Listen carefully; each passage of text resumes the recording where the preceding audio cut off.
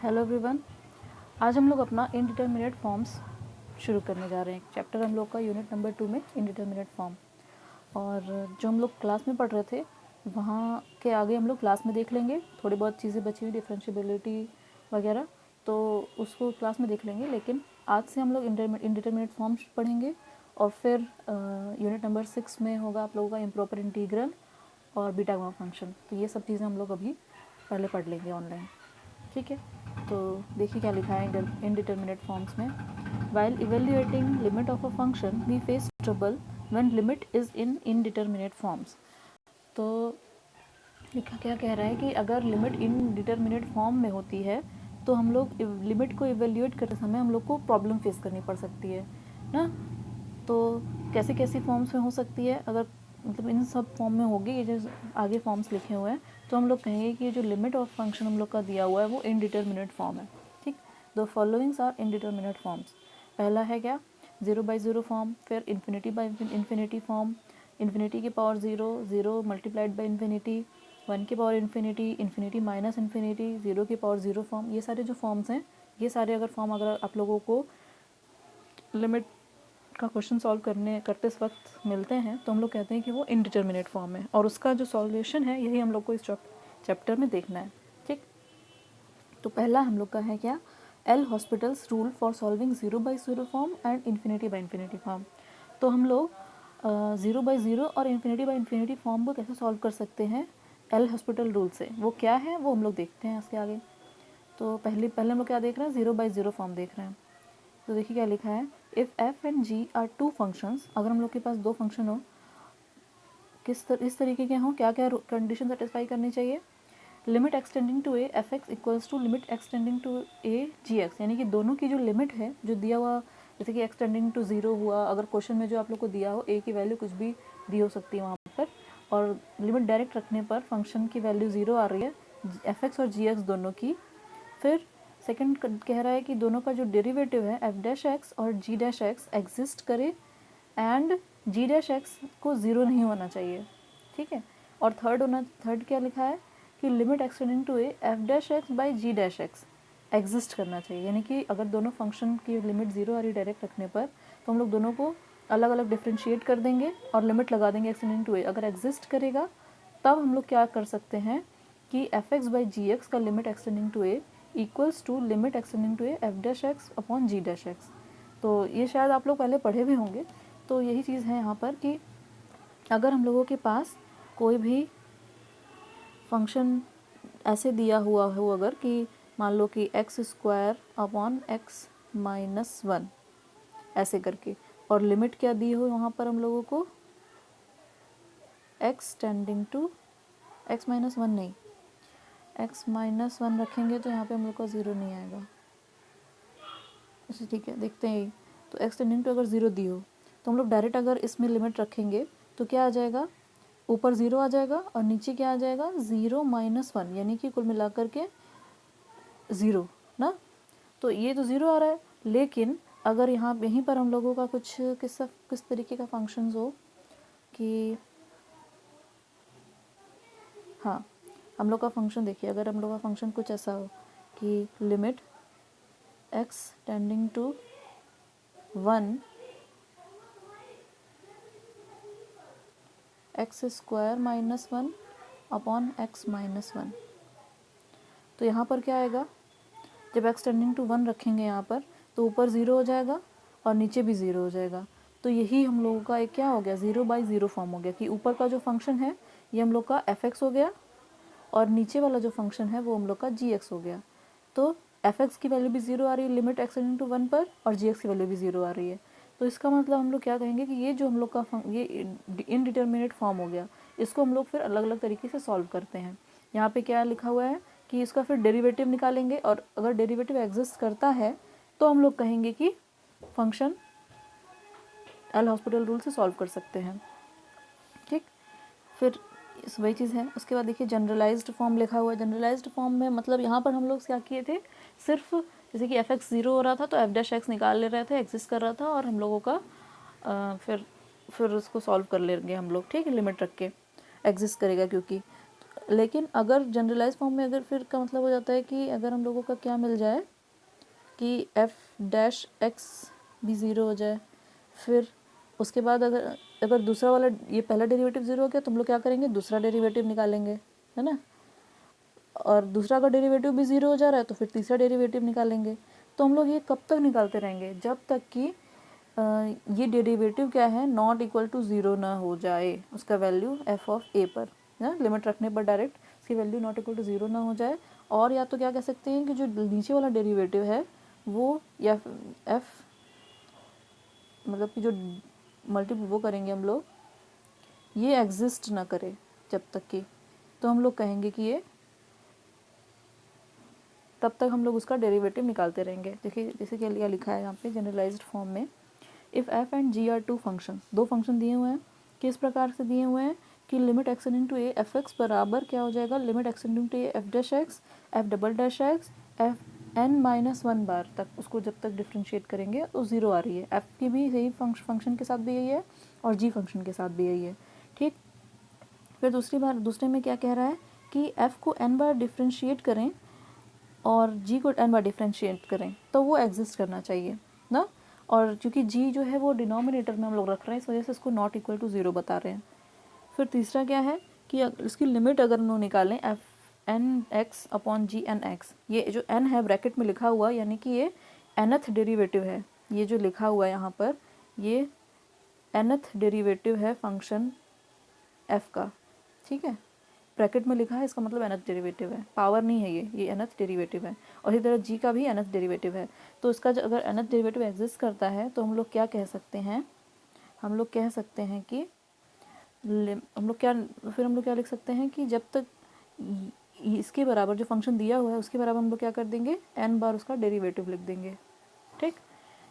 अगर हम लोगों का एन माइनस वन तक का डेरिवेटिव अगर ज़ीरो आ रहा है तो, नहीं तो अगर जहाँ पे ज़ीरो नहीं आ रहा है वहीं वाला डेरिवेटिव ले लेंगे। अगर मान लीजिए यहाँ पे n बराबर 2 हो जाए तो इसका मतलब क्या होगा, इसका मतलब ये होगा कि हम लोग का एफ डैश ए ज़ीरो है ना, एफ डैश ए ज़ीरो है यानी कि n माइनस वन बराबर वन, तो वन एक ही डेरिवेटिव वाला लिखेंगे हम लोग। उसके बाद फिर हम लोग क्या कर देंगे, यहाँ पे डबल डेरिवेटिव बराबर बटे में जी डबल डैश ए लिख देंगे, n बराबर 2 है क्योंकि यहाँ पर, ठीक है। तो यही जनरलाइज फॉर्म मतलब कि जनरल एक फार्मूला लिख दें ताकि जैसे कि n के रूप में ताकि वहाँ पे n की वैल्यू कुछ भी रख के हम लोग वैल्यू निकाल सकें, किसी भी वैल्यू के लिए हम लोग फाइंड कर सकते हैं। पहला वाला जो था यहाँ पर वहाँ पे सिर्फ एक डेरिवेटिव के लिए था, लेकिन जो नीचे वाला जनरलाइज फॉर्म है वो किसी भी डेरिवेटिव के लिए हम निकाल सकते हैं। n की वैल्यू 2 रखेंगे तो अलग वैल्यू आ जाएगी, मतलब उसके लिए भी निकाल सकते हैं, n की वैल्यू 4 रख के उसकी वैल्यू भी निकाल सकते हैं। तो ये जनरलाइज फॉर्म इसको बोलते हैं कि हम लोग उसको एक जनरल फार्मूला लिख देते हैं, वहाँ पे n की वैल्यू चेंज करते जाइए, आपको अलग अलग केसेस मिलते जाएंगे, ठीक। तो इसी तरह इन्फिनिटी बाई इन्फिनिटी फॉर्म में भी सेम काम करना है। वहाँ पे 0 बाई 0 आ रहा था ऊपर और नीचे की लिमिट, और यहाँ पे इन्फिनिटी और इन्फिनिटी आएगी ऊपर नीचे की लिमिट, यहाँ पे भी सेम डेरिवेटिव ही निकालना है, ठीक। वही चीज़ देखिए if f and g be two functions such that limit f x बराबर इन्फिनिटी हो और लिमिट जी एक्स बराबर भी इन्फिनिटी हो और दोनों का डेरिवेटिव एग्जिस्ट कर रहा हो और जो डिनोमिनेटर होना चाहिए वो नॉन नेगेटिव नॉन ज़ीरो होना चाहिए, ठीक। तो तीसरा क्या है कि अगर उसका डेरिवेटिव का जो हम लोग मतलब उसको लिख सकें F dash X upon G dash X और उसका लिमिट निकालें अगर और एग्जिस्ट करे तो हम लोग क्या कर सकते हैं, extending to A F X G X बराबर limit extending to A F dash X और जी डैश एक्स ऐसे करके लिख सकते हैं। दोनों में काम सेम करना है हम लोगों को, डेरिवेटिव ही निकालना है 0 बाई 0 में भी और इन्फिनिटी बाई इन्फिनिटी में भी। फिर देखिए एग्जाम्पल में हम लोग क्या कर लिए, f x by ji x को जो फंक्शन दिया है वो मान लिए और अगर हम लोग उसकी लिमिट निकाल रहे हैं एक्सटेंडिंग टू 0 दिया हुआ है क्योंकि क्वेश्चन में, इसलिए एफ एक्स की लिमिट भी 0 आएगी और जी एक्स की लिमिट भी 0 आ रही है। तो हम लोग क्या करेंगे, हम लोग क्या लिखे हैं कि लिमिट जो एफ एक्स जी एक्स है वो 0 बाई 0 फॉर्म का है, इस वजह से हम लोग का एल हॉस्पिटल रूल एप्लीकेबल है, यहाँ पर एप्लीकेबल है तो रूल को लिख दिए और हम लोग क्वेश्चन लिखे, फिर यहाँ पे क्या लिखे हैं ये इसका डेरिवेटिव लिख दिए हैं, ठीक। डेरिवेटिव लिखे और जब डेरिवेटिव किए एक बार डिफ्रेंशिएट किए तो वो 0 बाई 0 फॉर्म फिर से आ गया तो उसको फिर से डिफ्रेंशिएट कर देंगे, फिर उसके बाद फिर से वो 0 बाई 0 फॉर्म आ गया है तो फिर से डिफ्रेंशिएट कर देंगे और जब लास्ट में हम लोगों का एक बार और डिफ्रेंशिएट जब कर दिया यानी कि डिनोमिनेटर जो था x की वैल्यू ख़त्म हो गई तो एक्स नीचे रहेगा नहीं, तो लिमिट रखने पर नीचे 0 आएगा नहीं, तो वो क्या हो गया 1 हो गया नीचे, और ऊपर जो वैल्यू आई वो हम लोगों की -1/3 हो गई। तो इसकी लिमिट हम लोग इस तरीके से निकालेंगे। ठीक, इस तरह दूसरे एग्जाम्पल में भी सेम काम किए हैं। डायरेक्ट अगर हम आप लोग लिमिट रखेंगे तो इसमें क्या आएगा 0/0 फॉर्म, क्योंकि नीचे देखिए एक्स स्क्वायर है तो 0 हो गया, ऊपर क्या है x इंटू ई के पावर x है, तो x की वैल्यू 0 रखेंगे तो ई के पावर x वाला भी टर्म 0 हो जाएगा। फिर क्या है log 1 प्लस एक्स, तो log 1 प्लस 0 और log 1 हो जाएगा, और log 1 की वैल्यू क्या होती है, log 1 की वैल्यू 0 होती है, तो ये 0/0 फॉर्म है। तो इसमें भी उसी तरीके से डिफ्रेंशिएट करेंगे। ठीक, 0/0 फॉर्म आया, उसके जब डिफ्रेंशिएट कर दिए उसके बाद हम लोग, क्योंकि नीचे अब इसको हम लोग जब डायरेक्ट लिमिट रख रहे हैं तो यहाँ पे 0/0 नहीं आ रहा है, या फिर कोई भी इनडिटर्मिनेट फॉर्म नहीं आ रहा है, तो हम लोग क्या किए लिमिट रख दिए। लिमिट रखने के बाद हम लोगों को क्या मिली वैल्यू 3/2। ठीक,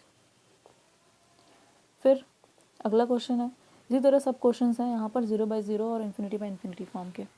तो यहाँ पे हम लोग का क्या आएगा ∞/∞ का फॉर्म आएगा। कैसे, देखिए लॉग क्या क्वेश्चन दिया हुआ है कि limit x tending to π/2 log x minus π/2, तो x की जगह जब π/2 रखेंगे तो क्या हो जाएगा log 0, और log 0 की वैल्यू होती है इन्फिनिटी।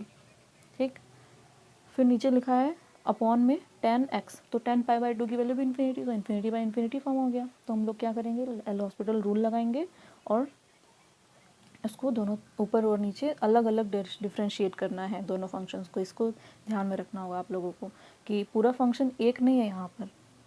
यहाँ पर जो हम लोग को ये फंक्शन दिया हुआ है ये पूरा एक फंक्शन नहीं है, ये हम लोगों का fx अपॉन gx टाइप का फंक्शन है। तो fx का डिफ्रेंशिएट अलग करेंगे और gx का डिफ्रेंशिएशन अलग करेंगे। तो fx का जब डिफ्रेंशिएशन करेंगे तो log x का क्या होता है 1/x होता है, तो ये क्या हो गया log x माइनस π/2 हो गया हम लोग का 1/x माइनस π/2 अपॉन, फिर जो अपॉन था अपॉन लिख दिया यहाँ ये वाला, 10x का डिफ्रेंशिएशन किया तो क्या आया sec² आया। ठीक है, इस तरीके से हम लोग को अलग अलग ऊपर और नीचे का डिफ्रेंशिएशन करना है। तो फिर हम लोग क्या किए sec² को 1/cos² किए और उसको ऊपर लेके चले गए। फिर हम लोग रखेंगे तो हम लोग को 0/0 फॉर्म मिलने लगेगा। अब 0/0 फॉर्म मिलेगा तो फिर से डिफ्रेंशिएट करेंगे, डिफ्रेंशिएट किया तो हम लोग को 0 आंसर आ गया।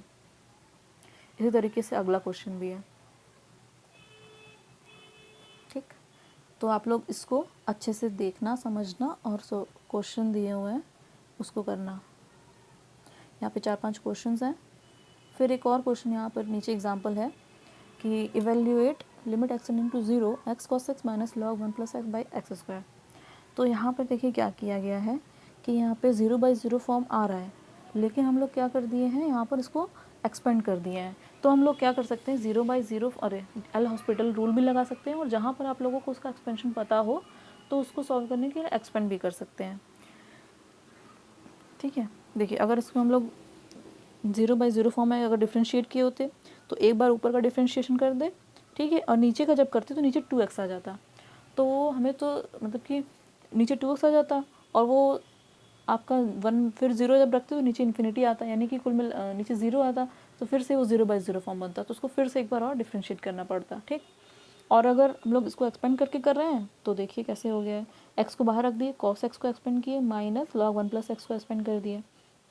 एक्सपेंशन अगर नहीं आता हो तो आप लोग 12th की बुक में जाके देखिएगा, उसमें सब दिया हुआ है। ठीक, फिर उसको क्या किया हम लोग मल्टीप्लाई कर दिए और उसको जोड़ घटा दिए। देखिए कैसे कैसे किए हैं कि जब हम लोग यहाँ पर थे, यहाँ पर तो यहाँ पे क्या किए कि बस खाली cos x और log 1 प्लस x का एक्सपेंशन लिखे और अपॉन में x² आ गया।